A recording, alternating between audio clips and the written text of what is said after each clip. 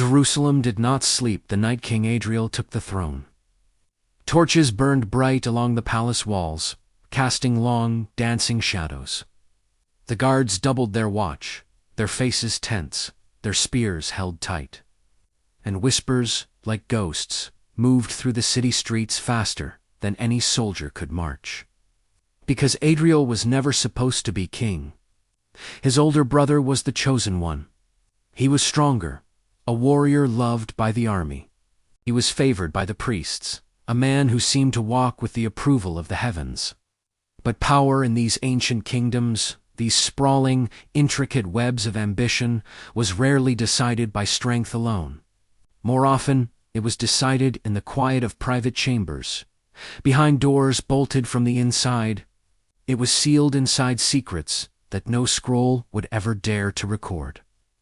Adriel had learned this lesson early in his life. He understood that kingdoms weren't truly ruled by swords and shields. They were ruled by weakness.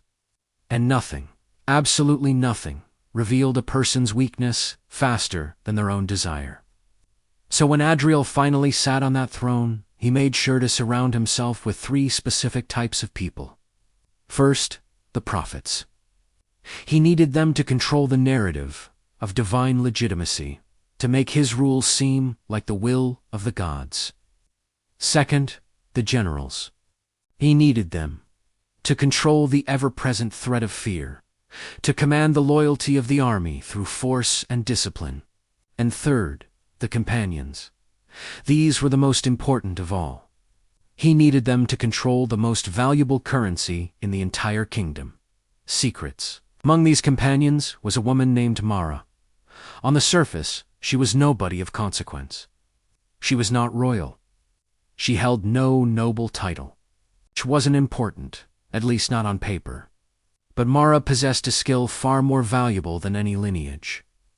She listened more than she ever spoke, and she knew that kings, especially new kings, desperate to prove themselves, often talked the most when they believed no one was truly listening. Mara saw the palace for what it was: not a home of royalty, but a complex ecosystem running on invisible currents of human want. She saw who craved power, desperate for a taste of control. She saw who begged for approval, their every action a plea for a nod from the king. She saw who yearned for love, a dangerous vulnerability in a place so cold. And she saw who longed for escape, to be free from the golden cage. Mara knew that each of these desires was a commodity, something that could be traded, leveraged, or sold to the highest bidder.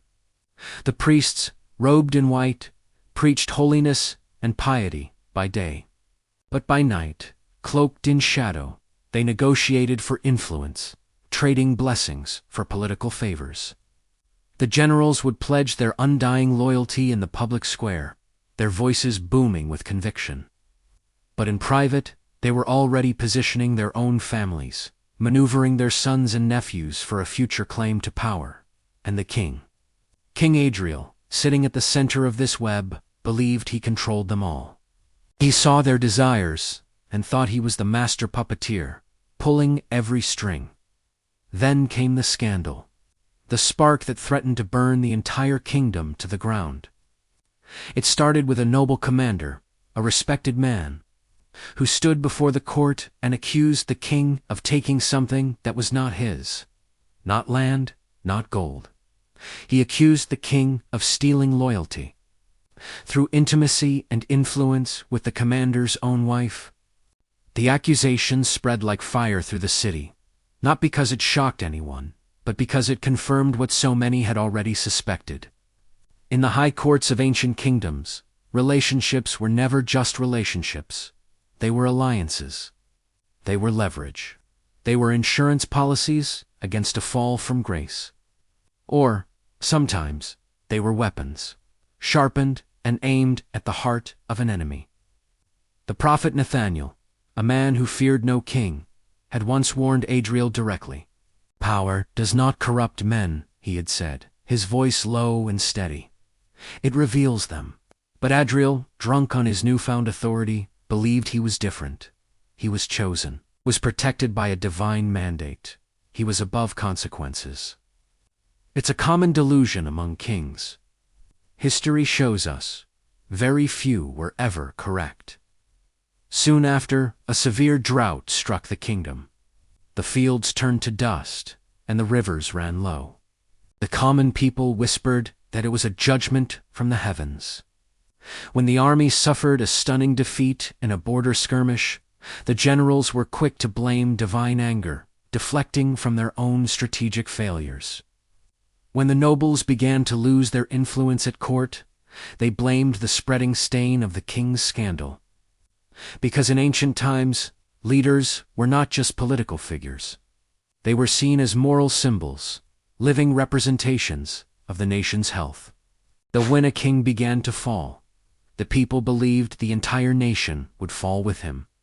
Mara watched all of this unfold, her silence a stark contrast to the growing chaos.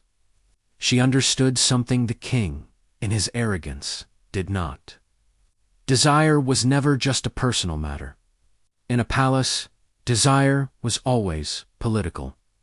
Quietly, almost imperceptibly at first, the king began losing his allies.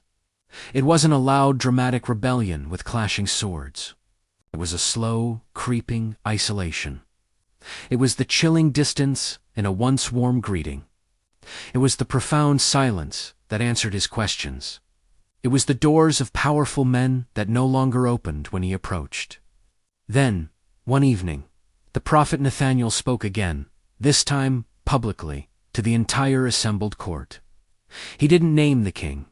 He didn't have to. Instead, he told a simple story, a parable about a powerful man who saw something he wanted and simply took it, believing his power would shield him from any consequence. As he spoke, the grand hall fell utterly silent. The air grew thick with unspoken understanding. Every lord, every priest, every servant knew exactly who the story was about. In that moment of crushing silence, the king finally realized his fatal mistake. Power, he understood, could force obedience. It could make men bow, but it could never, ever force respect. History, written by the victors and the powerful, would later record King Adriel as a strong, successful, and strategic ruler. But the palace servants, the ones who saw everything from the shadows, would tell a different story for generations. They would say, he ruled an entire kingdom, but he never learned to rule himself. And in the end, that was what destroyed most kings. It wasn't the enemies at the gate. It wasn't the mutiny of armies. It wasn't the wrath of foreign gods. It was the deep-seated corrosive belief that power made them untouchable. The ancient scriptures never tried to hide human failure. They recorded it in meticulous, often painful, detail. They serve as a timeless reminder. Long before the scandals that fill our news feeds today, kingdoms were already falling, crumbling into dust for the very same reasons they fall now: power, secrets, and the fatal currency of desire. Thank you for watching. If you found this story compelling, please consider subscribing for more explorations into the shadows of history.